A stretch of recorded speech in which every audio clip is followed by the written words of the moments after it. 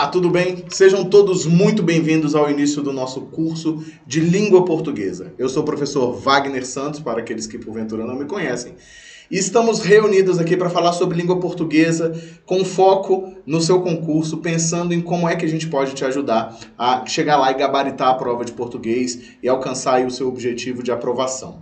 O nosso curso ele se fundamenta naquilo que a gente encontra como sendo muito importante para a compreensão do português de forma geral. Então, a gente prefere não dar ênfase a nenhuma das partes específicas do português, no sentido de trabalhar só análise sintática, trabalhar só interpretação de texto, porque a gente compreende que quando trabalhamos com linguagens, e isso vem acontecendo cada vez mais dentro dos concursos, a gente trabalha com um universo muito amplo, com um universo muito diversificado, e por isso a gente precisa pensar um pouquinho a respeito da linguagem como um todo. É por isso que hoje eu proponho que nós comecemos a olhar a linguagem a partir da construção do texto. Já faço esse convite a você, que me siga aí nas minhas redes sociais, na minha rede social, no meu Instagram, e lá você vai encontrar diversas dicas, diversas informações, coisas importantes também para a sua formação. O que acontece? Hoje a gente vai falar sobre o texto, como você pôde perceber ali naquele iniciozinho. O que significa dizer que nós vamos falar sobre o texto? Todas as vezes em que nós nos deparamos com uma determinada construção linguística, a gente está se deparando com um texto. Então, mesmo que nós tenhamos ali uma preferência de cobrança pela própria interpretação de texto, que nós tenhamos uma preferência de cobrança, por exemplo, não só pela interpretação, mas pela parte sintática, nós estamos trabalhando com o texto. E eu parto sempre do princípio básico de que a linguagem faz parte da nossa vida, a linguagem faz parte daquilo que nós somos. Nós nos construímos como sociedade a partir de um processo da linguagem, da própria linguagem, e a gente percebe isso, como a gente vai comentar, cada vez aumentando, né? A partir do momento que a gente se encontra, por exemplo, com uma determinada sociedade mais organizada, e a gente olha para trás, a gente consegue perceber que essa sociedade mais organizada se dá sempre por meio do uso da linguagem. Por isso que a gente vai conversar alguns princípios básicos da linguagem aqui, que com certeza vão ajudar vocês a ter uma compreensão mais ampla. Principalmente quando a gente está falando sobre resolução de questões, eu parto de um pressuposto que tem funcionado bastante bem, de que o seu conhecimento sobre o texto, quanto mais amplo for, melhor vai ser para a sua compreensão. Beleza? Então a gente vai conversar algumas coisas nessa primeira aula. É uma primeira aula introdutória, é uma aula em que a gente vai conversar realmente acerca de uma série de elementos, acerca de uma série de conceitos que são conceitos muito importantes para a nossa compreensão. Vamos lá dar uma olhadinha? Então a gente começa pensando o seguinte: quando a gente está falando sobre um texto, a gente está falando essencialmente sobre essas 4 noções muito importantes. A gente vem percebendo que, por influência do que a gente tem encontrado nos últimos tempos, também dentro de documentos oficiais sobre educação, a gente tem percebido que cada vez mais diminui aquela necessidade da decoreba na hora de responder às questões de qualquer prova, de qualquer exame, e aqui no nosso foco de exames de concursos públicos. A gente vem percebendo cada vez mais uma busca por entender a linguagem de forma mais ampla, uma busca por entender a linguagem de uma forma mais completa. Isso significa dizer que a gente precisa compreender exatamente esses conceitos, a gente precisa compreender exatamente esses pontos. E aí a gente começa pensando o seguinte: a linguagem é entendida num primeiro momento como fator de comunicação, que é o que vai fazer com que nós liguemos essa ideia da linguagem diretamente à noção do socio-interacionismo. Socio-interacionismo que nada mais é do que você pensar em interação social, sempre ocorrendo por meio daquilo que nós chamamos de linguagem, sempre acontecendo por meio da linguagem. O que eu quero dizer com isso? E quando a gente fala sobre interação social por meio da linguagem, a gente está se referindo a quê? Todas as relações sociais, todas as formas de relação social, elas se dão intermediadas pela linguagem, ou seja, a linguagem existe num primeiro momento, e isso é o que interessa pra gente quando o assunto é concurso público, não é uma aula de linguística, mas quando o assunto é concurso público, ela nos interessa porque ela vai ser capaz de colocar 2 elementos de dentro de uma sociedade para se comunicar. Essa comunicação, conforme vai se tornando mais, como eu posso dizer a vocês, conforme ela vai se tornando mais complexas se tornam as relações sociais. Para vocês terem uma ideia, só para vocês terem uma noção, essa relação de linguagem e sociedade é tão forte que levou alguns pensadores a criarem a ideia de que língua é poder. Essa é uma frase que surge primeiro nos estudos lá do século XX do Mikhail Bakhtin, lá na década de 20/30 do século passado, em que ele determina que todas as relações sociais são intermediadas pela linguagem e como todas as relações são relações de poder dentro de uma sociedade, esse poder é intermediado pela linguagem. Isso fica muito claro, por exemplo, quando a gente encontra pessoas que estão tentam resolver um problema, não conseguem, estão passando por um problema e tentam resolvê-lo, não consegue, você muitas vezes vai perceber que o que acontece ali, a pessoa aumenta o seu nível linguístico, vamos dizer, né?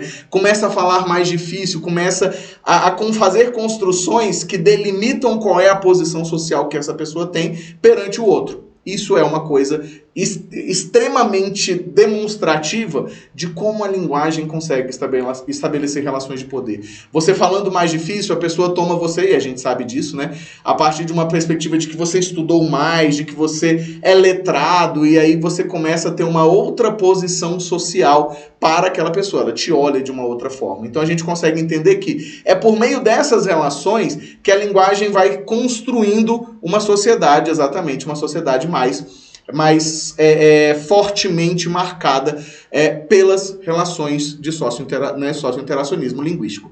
Isso aqui é muito interessante porque você pode encontrar, na hora que você está resolvendo questões, por exemplo, relacionadas à interpretação de texto que falam sobre estratégias linguísticas. A gente trata dessa parte de estratégias linguísticas, estratégias argumentativas, um pouquinho mais para frente, quando a gente fala sobre a parte de interpretação de texto. Eu sempre gosto de deixar a interpretação de texto por último, porque eu penso que todo o restante do estudo do português auxilia nesse processo de interpretação, ou seja, você entender as relações entre as orações, você entender as relações entre os termos de uma determinada oração, tudo isso contribui para que você consiga ter uma relação um pouco melhor, vamos dizer, na hora dessa resolução. Então, guarda isso na sua cabeça, ainda que isso não seja exatamente cobrado nesse ponto de dizer, é socio-interacionista, mas é muito interessante a gente perceber que, a partir do momento que você descobre que há uma relação de poder estabelecida pela linguagem, a gente consegue visualizar as coisas de uma forma diferente. A gente consegue olhar ali, vamos dizer assim,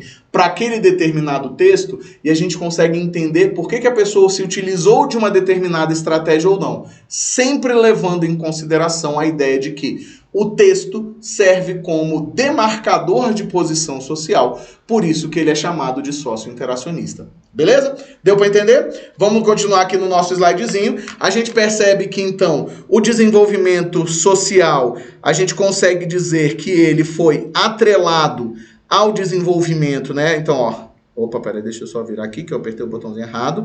Então, é porque se aperta o botãozinho já era. Atrelado ao desenvolvimento da linguagem. O que eu quero dizer com isso? Quando você olha para trás, né, e hoje a gente consegue, a partir de uma perspectiva de análise histórica, a gente consegue perceber isso, né? Assim, não sei se vocês se recordam das aulas de história, mas, por exemplo, uma das primeiras coisas enormes que acontece na divisão social é o famoso Código de Hammurabi, né, lá do Egito, que as pessoas pela primeira vez escrevem uma determinada construção, né, um código de conduta, e isso se modifica. Então você percebe exatamente isso. Enquanto nós tínhamos ali, né, naquele momento em que nós tínhamos somente a linguagem oral, e a gente vai conversar um pouquinho sobre linguagem oral, mas enquanto nós tínhamos somente a linguagem oral, o que acontecia? Havia um nível de organização dentro daquela sociedade. A partir do momento que eu começo a usar a escrita, esse nível de organização se modifica, porque não há mais a dúvida implantada. Como assim? Se você parar para pensar em sociedade de tradição oral, eu digo uma coisa e a pessoa pode dizer que não entendeu ou que eu não disse aquilo. Eu não tenho como comprovar que eu disse aquilo. A partir do momento que aquilo está institucionalizado, que está escrito, você percebe que essas relações sociais alcançam um outro nível. Então, o desenvolvimento da linguagem está atrelado ao desenvolvimento social e vice-versa. O desenvolvimento social atrela-se ao desenvolvimento da linguagem, assim como o desenvolvimento social, né, da linguagem se atrela também ao desenvolvimento social, e está tudo junto e misturado aí nessa história. Então, a ideia aqui é conseguir compreender o seguinte: quando você parte para a interpretação de um texto, quando você parte para a análise de um caso, e isso tem se tornado muito comum, você precisa entender qual é o papel da linguagem dentro desse caso. Qual é o papel da linguagem dentro dessa construção que está sendo analisada? Não é um simples amontoado de letras, não é um simples amontoado de palavras e de frases que se unem, não. Você percebe muito claramente que nós temos uma modificação conforme a linguagem vai sendo utilizada. Então, esse é o primeiro passo que a gente precisa, entender a importância da linguagem. E aí você pode mais uma vez estar pensando, mas isso não é cobrado exatamente dessa forma. Não é, mas a partir do momento que você consegue ter essa visão sobre a linguagem, você olha para o texto de uma forma diferente, como eu vou te mostrar. A gente aqui vai tentar fazer com que tudo seja muito mais simples para você. É lógico que a gente sabe que as bancas têm ali suas particularidades, e em cada curso a gente trata as particularidades dessas bancas, né, de forma um pouquinho separada, mas a base é, se eu tenho texto, eu preciso compreender por que aquele texto foi construído, eu preciso compreender, a gente vai falar sobre isso mais pra frente, por que aquele texto se apresentou daquela forma, por que ali você tem uma preferência por utilizar um imperativo e não um verbo, que já denota uma ideia não de ordem, ou seja, a gente precisa trabalhar com essas noções, com as noções mais amplas, que são as noções exatamente, né, que nós temos aqui, aquelas noções relacionadas diretamente ao uso da linguagem em meio à sociedade. Beleza? O que mais? Vamos ver. A gente trabalha com a noção de adaptabilidade. Essa noção de adaptabilidade é extremamente importante, tá? A gente vai sempre pensar o seguinte, que a linguagem, e no nosso caso aqui, muito especificamente a língua, se adapta ao contexto. Porque vai acontecer com muita frequência e tem se tornado cada vez mais frequente de acontecer a ideia do seguinte: nós trabalhamos ali com adaptabilidade no sentido de que em muitos momentos nós acreditávamos que a norma culta era essencial para a comunicação. Eu tenho certeza que muitos de vocês aprenderam assim. Eu, na minha época de escola, aprendi assim. Existia um fosso muito gigantesco entre a ideia da formalidade e da informalidade, ligada normalmente à noção de oralidade e à noção de texto escrito, que não existe. A gente sabe muito bem disso. A gente sabe que a gente se comunica oralmente também de formas muito distintas, né? Então, assim, é interessante que nós pensemos e é interessante que nós vejamos como é que a gente se adapta a determinados contextos. A noção variacionista, a noção fundamentada na existência de linguagens é muito interessante para a gente pensar. É muito importante para a gente pensar. Então a gente começa pensando dessa forma. A gente começa olhando para isso. A linguagem vai sempre se adaptar a uma determinada necessidade. Essa noção de que a linguagem se adapta é aquilo que você com certeza já ouviu falar em algum momento, né, como sendo a chamada variação linguística. É contextual, né? Então, assim, acontece com muita frequência, né? E as bancas têm recorrido muitas vezes a essa ideia da utilização de um texto mais regionalizado. Eu venho acompanhando isso de forma muito clara quando você tem concursos estaduais e acontece de você utilizar um texto que narre uma ideia daquela determinada região. A OCP e o IBFC são isso é muito corriqueiro para essas duas bancas, assim. Vai fazer uma prova em Roraima. Você pega um texto que se utilize de um fato local e muitas vezes utilizando de expressões dentro de um processo variacionista que são conhecidas daquele lugar. Então a gente precisa ficar sempre atento à ideia de que a língua varia e que a língua se adapta a determinadas necessidades. Não são os contextos linguísticos que se adaptam à língua, mas a língua que vai se adaptar a esses contextos linguísticos. E a gente adapta sem nem perceber que a gente está adaptando. O mais interessante, o mais louco, vamos dizer assim, né, dessa visão é exatamente que a gente consegue literalmente construir sem que a gente se aperceba, sem que a gente note que nós estamos construindo alguma coisa diferente. Beleza? Pegou essa visão aí? Bora lá? Então vamos continuando aqui. E aí a gente começa pensando o seguinte: todas as vezes que eu falo sobre linguagem, todas as vezes que eu falo sobre texto, e aí aqui eu vou dar essa ênfase no texto escrito, lógico, porque na hora que você vai fazer a sua prova, você vai se deparar com um texto escrito, e ainda que esse texto escrito seja uma adaptação da oralidade, que pode ser uma transcrição, e isso pode acontecer com frequência, ainda que isso possa acontecer, nós entendemos que é um texto escrito. E se é um texto escrito, ele precisa ter algumas características que você já vai ficar atento em todos os momentos. Você vai ver que tudo vai se concatenando aqui. A gente começa apresentando essa noção variada da linguagem, trabalha com elementos básicos de leitura e em seguida a gente passa para os aspectos formais. Tá? Então, em seguida, a gente vai entrar na fonética, em seguida, a gente vai entrar na morfologia, porque o nosso objetivo é fazer com que a visão seja ampla.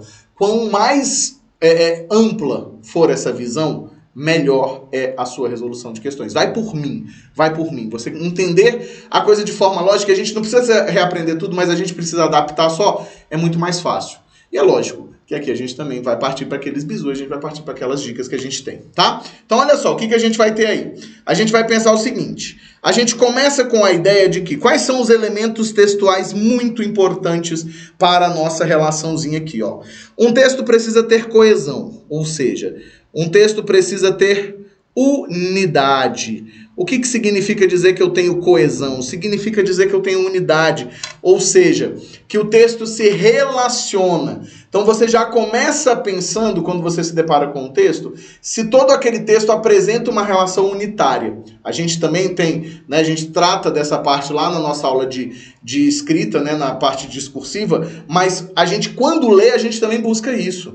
Eu tenho uma ideia, essa ideia se liga com a outra, se conecta com a outra, de que maneira? Ainda que seja implícita dessa maneira ou é explícita por meio de conectivo. Como é que se dá essa construção? A ideia é exatamente essa.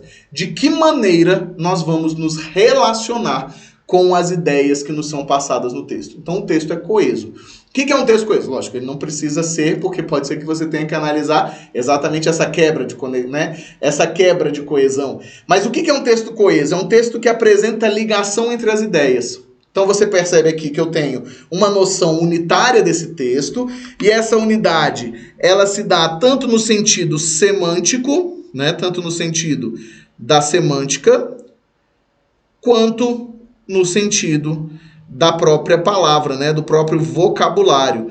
Porque aí, no nosso caso aqui do vocabulário, entra no processo de coesão também a ideia de que nós não repetimos, a gente não fica repetindo palavras. Por isso que a gente trabalha com a noção do que são os pronomes, como é que eu posso utilizar, o que são sinônimos, tudo isso trabalhado dentro dessa noção. Mas um texto, ele precisa, por excelência, ser coeso. Mais facilmente de encontrar na sua prova.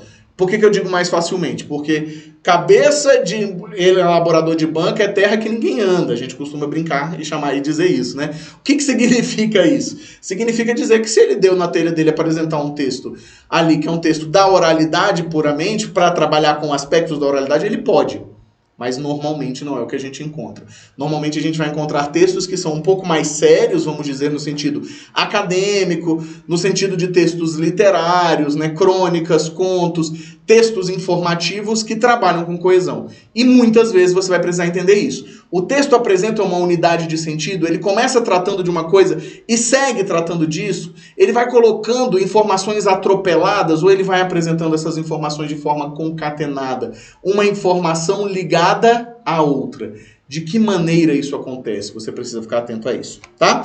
Além disso, o que a gente vai ter? Clareza, né? Isso aqui é uma das características principais, né? Assim, você, no caso, busca entender a informação de forma clara, né? Então, a informação apresentada claramente. Você pode trabalhar com a ideia do... Wagner, mas o que é clareza? A gente encontra clareza quando você tem uma informação sendo passada de uma maneira extremamente direta, extremamente objetiva e que consiga ser compreendida de forma tranquila.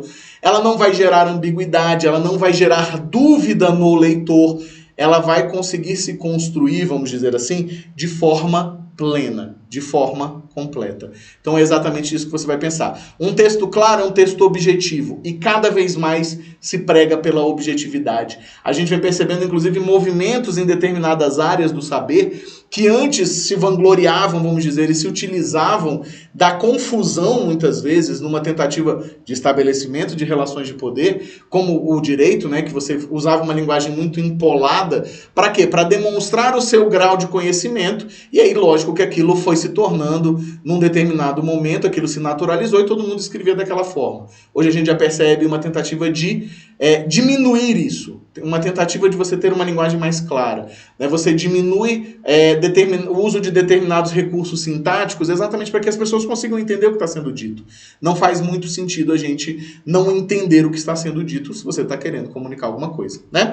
Aí, além disso, o que mais que a gente vai ter? Vamos ver? A gente tem coerência, né? Um texto coerente é literalmente um texto com manutenção de pensamento. O que significa dizer que eu tenho manutenção de pensamento? É quando ele não se coloca contrário a ele mesmo. Né? Assim, você não apresenta uma ideia e em seguida, sem querer, você apresenta uma outra ideia, né? Assim, para deixar o seu texto incoerente. Você diz, por exemplo, que é um absurdo que se tenha exemplo. É um absurdo que se tenha pena de morte dentro de uma sociedade e você fecha seu texto dizendo que é por isso que nós devemos ter pena de morte na nossa sociedade. A ordem aí das coisas tanto faz, tá? Mas é exatamente a ideia de que você apresenta uma ideia e que no desenvolvimento das suas outras ideias você acaba negando aquilo que você apresentou lá em cima. Então a gente precisa tomar muito cuidado com relação a isso. A gente precisa tomar muito cuidado com relação a essa construção que acaba sendo uma construção muito ruim para o texto. Você acabar com a coerência do texto é um problema extremamente sério. Tá bom? O que mais? Vamos ver o que mais que a gente tem? Ó, a gente tem, logicamente, a tentativa de um texto organizado, né? O que significa dizer que eu tenho a tentativa de um texto organizado? O texto organizado vai ser um texto que também auxilia, né? Assim, aqui a gente tem o auxílio na clareza. Você não apresentar informações sem que você elimine as outras informações, né? Sem que você termine as outras informações. Então, um texto organizado é um texto, por exemplo, isso já serve para a sua produção de texto também, né? E também para a sua leitura. Por exemplo, a introdução, você não vai desenvolver argumentos na sua introdução, você vai apresentar argumentos e apresentar tese, ou apresentar aquilo que você precisa. Aí você parte para a sua conclusão, na conclusão você só retoma, você não argumenta de novo. Então é literalmente você apresentar um texto em que as ideias começam e terminam e as ideias estão nos lugares em que elas deveriam estar. Tá? De forma muito geral, na prova de vocês, nós temos textos fundamentados na norma culta, né? Então a gente tem aqui, ó, o uso da norma na maior parte dos textos cobrados. Então, na maior parte dos textos é utilizada a norma culta. Então, utiliza-se a norma. Que você vai me ver chamando aqui, brincando muitas vezes, chamando de tia norma, né? Por que normalmente a gente faz isso? Porque ainda há uma visão um tanto quanto preconceituosa, a verdade é essa, com relação a outras adaptações de linguagem, a outros níveis de linguagem. A gente vive num país em que isso ainda é visto de uma forma muito tensa. A norma culta ainda é exaltada, eu acho que ela precisa ser ensinada, sem dúvida nenhuma, mas não precisamos menosprezar, vamos dizer, as demais formas de falar, né? Assim, e aí, quando eu estou falando de norma culta, eu estou contrapondo com variações extremamente naturais da própria língua que acontecem em todas as línguas. Mas, de qualquer forma, dentro dos concursos a gente tem encontrado isso. Você vai buscar interpretar o texto e o texto está escrito em norma culta. Qual é a diferença que isso faz? O nível vocabular, qual é a diferença que isso vai fazer dentro do seu texto? A gente precisa também ficar muito atento.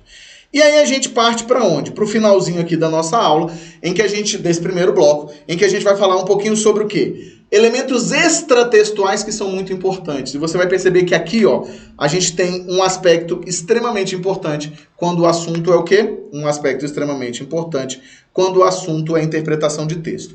Quando eu digo aspectos extratextuais, eu acredito que fique muito claro para todo mundo que a gente está falando daquilo que não está no texto, né? O que a gente costuma dizer? Vou até aproveitar aqui com vocês, ó. Uma das principais partes, uma das principais coisas que você vai precisar sempre se atentar é exatamente o objetivo desse texto. Qual é o objetivo do texto? Para que aquele texto foi escrito, né? Assim, literalmente você vai trabalhar com um para que foi escrito esse texto, né? Qual é o objetivo de nós termos escrito esse texto? Isso vai ser muito interessante porque é um aspecto fora do texto, ele não está dentro do texto, ele gera o texto. E é o princípio básico. Eu tenho uma frase que eu repito há 20 anos, os 20 anos que eu dou aula, que é o seguinte: não existe nenhum texto que seja um texto que a gente considere como inocente. Todo texto tem uma intenção, todo texto tem um objetivo. Essa intenção, esse objetivo é construído antes do texto, e o texto se fundamenta nele. Então, se eu vou me utilizar de determinados argumentos, de argumentos XY, é porque eu quero alcançar um determinado objetivo. Se eu vou trabalhar com determinados exemplos, se eu vou trabalhar apelando para um lado, por exemplo, social, ou um lado, às vezes, que pode fazer com que as pessoas que estão lendo se sintam um pouco mais, se comovam, também serve como uma estratégia. Então, toda a construção textual serve e tem o objetivo explícito de alcançar a intenção daquele texto. Não coloque na sua cabeça a ideia da existência de textos que são textos inocentes. Não existem. Textos inocentes simplesmente não participam da nossa vida, né? A gente não produz nada falando inocentemente, quanto mais escrevendo. E aí a gente vai ter o seguinte, vamos lá, ó. Vai fazer diferença o autor, o momento em que esse autor está vivendo, né? Se o momento que esse autor está vivendo, de que maneira esse autor está se colocando, né? A origem desse autor, e aqui funciona muito, principalmente a partir de um tom variacionista. Então a gente tem essa relação variacionista também. O local de publicação e o contexto histórico em que aquilo se publica, né? Assim, vou dar um exemplo bem básico para vocês. Se vocês pegarem, por exemplo, músicas que são produzidas durante, ou textos que são produzidos durante momentos ditatoriais espalhados pelo mundo, eles vão se utilizar de determinados recursos para poder burlar para poder burlar a censura. Então, no Brasil a gente teve isso, Portugal a gente teve isso, América Latina de uma forma geral a gente tem isso, e nas ditaduras que permanecem até hoje a gente também tem a utilização de recursos que são recursos específicos. Wagner, mas por que recursos diferentes? Exatamente porque tem um objetivo, e o contexto histórico é que monta esse objetivo.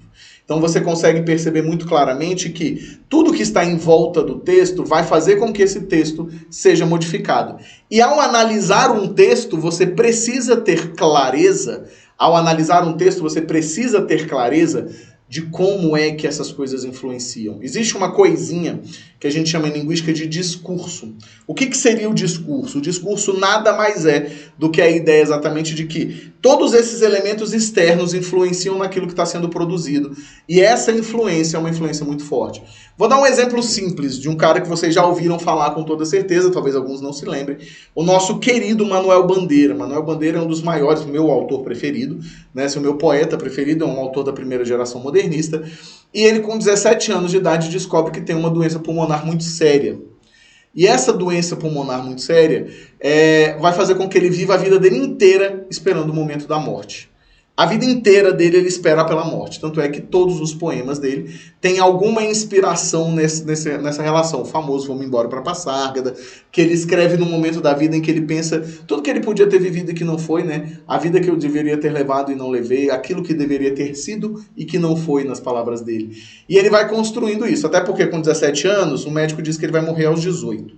Então, quando o médico diz que ele vai morrer aos 18, ele fica um pouco desesperado, talvez, né? Assim, por motivos óbvios, né? Assim, ele se desespera um pouquinho e aí ele fica naquela construção ali mais tensa de vida, vamos dizer, né?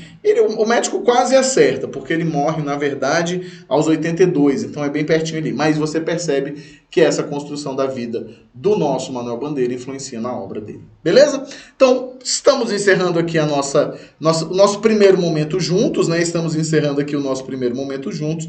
E eu queria agradecer imensamente a presença de vocês, já agradecendo aqui e deixando a minha rede social principal aqui para ser utilizada, né? Assim, se vocês quiserem porventura segui-la, está aqui à disposição e a gente se encontra no próximo bloco ou a qualquer momento. Beleza? Valeu demais e a gente se vê.